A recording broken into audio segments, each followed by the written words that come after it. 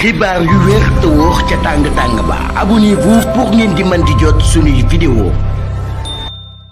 dal leen ak jàmm seen chaîne bi di Buzz 221 HD. kii di Elimane Pouye di directeur général bu SOGEPA yëkkati na ay kàddu daal di andi ay leeral ci lu sabab mu daal di porter plainte kii di Mbaye Ndiaye di ancien ministre ci régime président Macky Sall. ci li ni mel kii di Elimane Pouye ne kii di Mbaye Ndiaye ginnaaw ba ko président Macky Sall tabbe woon ministre en 2012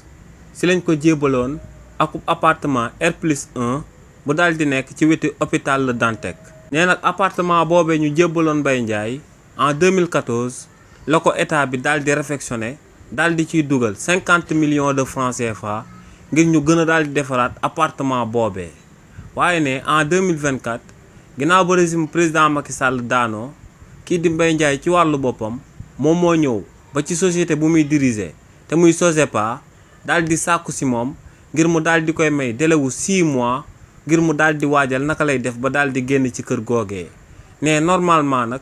akub ministre bu ñàkkee postam 2 mois rek lañ ko daal di may ngir mu daal di toog ci appartement bi waaye ne nag daa daawal compréhension daal di koy may 6 mois yooyee. waaye ne à sa grande surprise ginnaaw ba délai boobee jeexee ba mu daal di envoyé akub équipe ngir ñu daal di saytu appartement boobee ne ay miir kese la leen fa kookee di Mbaye Ndiaye bàyyee. ne fenêtre yi chaise anglaise yi ne même lampe yu nekkoon ci kër gi sax kii di Mbaye Ndiaye da ko démonté woon daal di koy yóbbaale.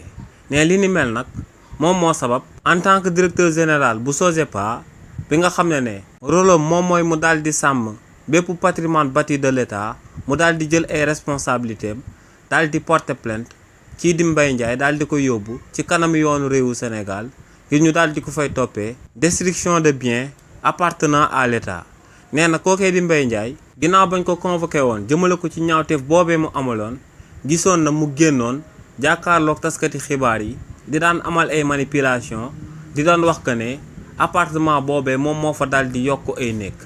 waaye ne lu leer ba am moom mooy que ne société bi nga xam ne moom lay daal di jiite te muy SOGEPA am nañ contrat wu marché bi waaye tamit am nañ akub compte rendu bi nga xam ne société bu gañe woon marché boobee daal dina koy amal jëmale ko ci matériel yi mu fa fekkoon nu appartement bi meloon ak ginnaaw buñ ko réfectionné ba noppi lépp luñ fa dugaloon. waaye tamit ne am nañ attestation bi nga xam ne waa CDC daal dinañ koy amal jëmale ko ci 50 millions de francs CFA yooyu nga xam ne dañ koo débloqué woon ngir daal di koy réfectionné R+1 boobee nga xam ne akub maison de fonction la woon te ñu jébbaloon ko Mbaye Ndiaye ginnaaw ba mu fi daan nekk ministre ci régime président Macky Sall. nee nag kii di Mbaye Ndiaye bu ko neexee muy amal ay manipulation waaye ne lu leer ba am moom mooy que ne preuve yi ñu am ci bépp procès buñ ko daal di présenté mu neex mu naqari kookee di Mbaye Ndiaye dina daal di fay alal loolee nga xam ne sénégalais yëpp ñoom ñoo ko daal di bokk mu daal di koy jël daal di koy jëfandikoo comme nu mu ko neexee. xibaar yu wér te wóor ca tàng